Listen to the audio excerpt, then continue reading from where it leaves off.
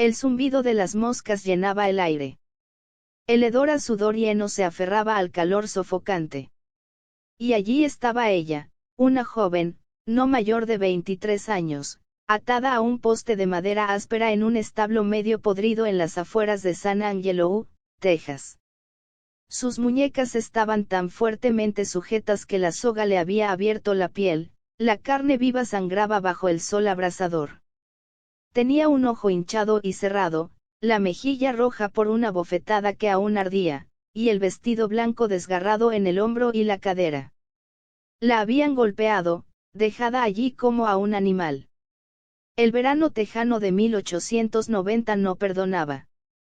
El polvo se colaba entre las tablas rotas del establo, cubriendo su vestido rasgado, pegándose al sudor que empapaba su piel amoratada. Ella temblaba, no solo por el dolor, sino por el miedo. Ese miedo enfermo que oprime el pecho. Había tratado de resistir. Se veía en las marcas de las cuerdas en sus brazos, en la piel de sus rodillas raspadas por luchar de pie. Pero ahora colgaba inerte, respirando con dificultad, con la mirada fija en la puerta, como rezando porque alguien, cualquiera, llegara. Los hombres del oeste conocían la crueldad. Habían visto linchamientos, cuatreros colgados, asesinatos a sangre fría en cantinas. Pero aquello era distinto. Era la imagen de la inocencia destrozada por la codicia y el poder. Era una escena que desgarraría a cualquier hombre, sobre todo a uno que hubiera criado una hija o amado a una mujer.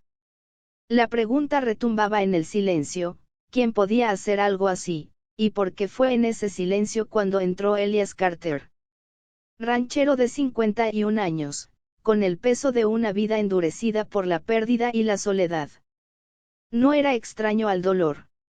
Pero lo que vio dentro de aquel establo lo paralizó. El sol pareció apagarse. El mundo se redujo a una sola visión, una muchacha destrozada, pero aún viva. Sus ojos húmedos, con lágrimas que se negaba a derramar. Cortar aquellas cuerdas era solo el comienzo. El verdadero peligro lo esperaba en su propio rancho. Elias hizo lo que cualquier hombre con un corazón aún latiendo haría. Sacó su cuchillo, cortó las sogas y sostuvo a Clara antes de que se desplomara en la tierra. Su cuerpo estaba débil, temblando como un potrillo recién nacido, la piel ardiente por el sol implacable de Texas. La subió con cuidado a su caballo y emprendió el camino hacia su rancho. Con cada galope, Elias sentía un peso mayor que el cuerpo de la joven en sus brazos. Se estaba metiendo en problemas, y lo sabía. Cuando llegaron al rancho, el cielo tenía el color de las brasas encendidas. Elias la llevó dentro de su pequeña cabaña, el olor a humo de leña y cuero los envolvió. La acomodó en una silla y llenó una taza con agua de la bomba afuera. Ella bebió como una mujer sedienta, sorbo a sorbo, con los labios temblando contra el estaño. Solo entonces encontró su voz. Dijo que se llamaba Clara Hayes. Dijo que era hija de un ranchero de Wichita County. Su padre tenía tierras amplias y verdes, tierras que habían llamado la atención de un hombre llamado Grayson. Grayson era un hombre rico y temperamental, de esos que creen que el dinero lo compra todo. El padre de Clara le había dicho que no y Grayson, poco acostumbrado a esa palabra, envió a sus hombres para cambiar la respuesta. La habían raptado, atado, golpeado y dejado allí a pudrirse. Clara no era el objetivo final. Era un peón, una palanca para quebrar la voluntad de su padre y arrebatarle sus tierras. Elias escuchó en silencio, la mandíbula dura como piedra. Había conocido hombres como Grayson toda su vida, hombres que construían imperios con miedo, que torcían la ley a su favor. Pero también conocía esa tierra, la tierra de Texas, y sabía cuándo valía la pena plantar los pies y resistir.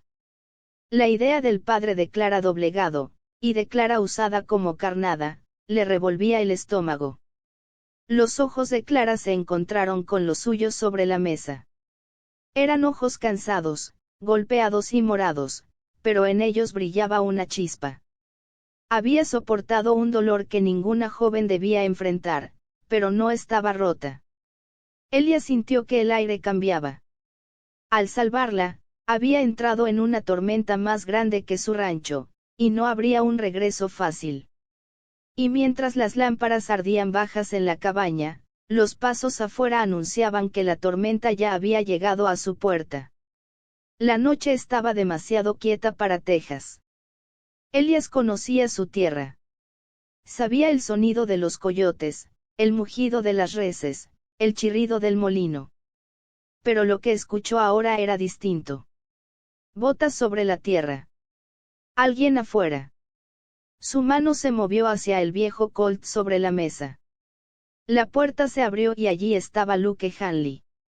Un hombre de sonrisa torcida y ojos sin vergüenza. Uno de los hombres de Grayson.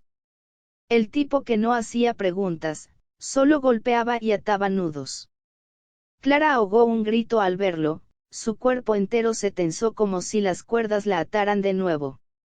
Luke se apoyó en la puerta, demasiado confiado para estar en casa ajena. Dijo que había venido por la muchacha. Lo soltó así, como si fuera ganado que debía regresar. Elias se levantó, el Colt firme en la mano. El silencio se alargó, como un trueno en el horizonte. Entonces Clara lo rompió. Su voz era áspera pero fuerte. Gritó, advirtiendo a Elias justo cuando Luke se abalanzó. Ese grito le dio ventaja al ranchero. Elias estampó a Luke contra la pared. Los años de trabajo duro se transformaron en pura fuerza. Luke peleó, pero Elias lo dominó, drenándole la pelea como agua en la arena seca. Al registrarlo, un fajo de billetes cayó al suelo. Dinero fresco, marcado con el sello del banco de Wichita County. Dinero que todos sabían que venía de las cuentas de Grayson. Clara palideció. Recordaba las burlas de los hombres cuando estaba atada, diciendo que Grayson al fin conseguiría lo que quería.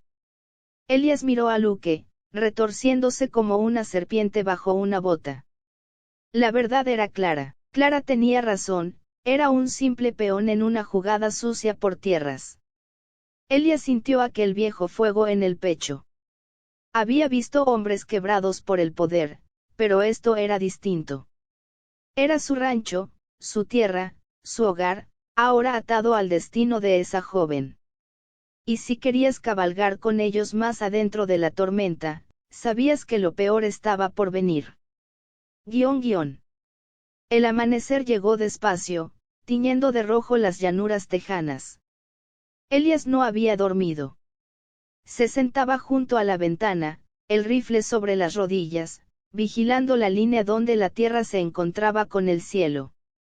Clara dormía en la silla junto al fuego, el rostro pálido pero el espíritu intacto. La noche no les había dado paz, solo la certeza de que más problemas se acercaban. Entonces se oyó. Cascos. No de un caballo, sino de varios. El sonido de un trueno lejano. Elias se levantó y miró afuera. 3 jinetes avanzaban hacia el rancho, sus siluetas creciendo con cada galope. Cada uno llevaba la arrogancia de los hombres temidos. Clara despertó sobresaltada cuando Elias amartilló el rifle. Susurró su nombre, nerviosa. Pero no hicieron falta palabras. Ambos sabían que ese momento llegaría. Grayson había enviado más hombres. Los jinetes desmontaron en una nube de polvo. Llevaban antorchas y latas de queroseno, herramientas para reducir un rancho a cenizas en minutos. Uno gritó exigiendo que entregaran a la muchacha. No era una petición. Era una amenaza. Elias salió al porche, rifle en mano, su sombra alargada en el sol naciente. Respondió con voz baja y firme, ese rancho no era de ellos. El silencio se tensó, haciendo retumbar los corazones. Entonces todo estalló. Una antorcha voló por el aire, cayendo sobre un montón de heno. Clara, sin pensarlo, Agarró un cubo de agua y lo arrojó sobre las llamas. Al mismo tiempo, Elías apretó el gatillo. El primer jinete cayó, la antorcha rodando en el polvo. El segundo avanzó con pistola en mano, pero Elías giró y disparó otra vez. El tercero buscó cobertura, pero Clara lo sorprendió al lanzarle una viga al caballo, que se encabritó y arrojó al jinete al suelo. La pelea terminó tan rápido como empezó. El polvo flotaba pesado en el aire, el olor a pólvora quemaba la garganta. 2 hombres yacían heridos, uno huyó maldiciendo.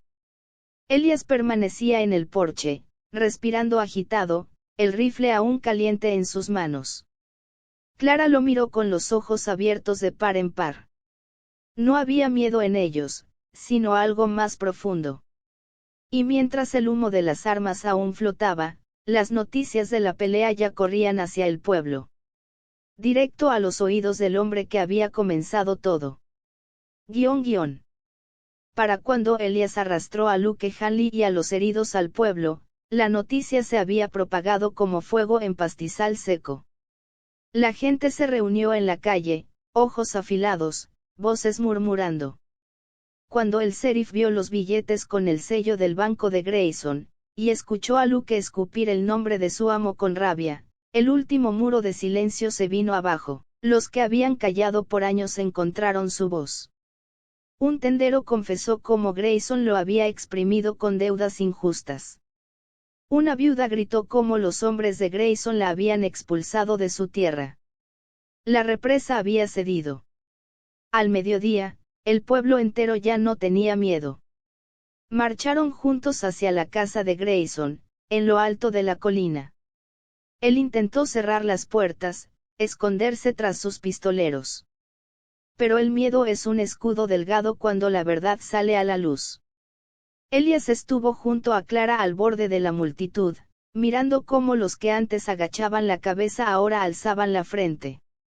Grayson fue arrastrado por sus propios escalones, su abrigo elegante rasgado, el rostro pálido. Gritaba por orden y respeto, pero nadie lo escuchaba ya.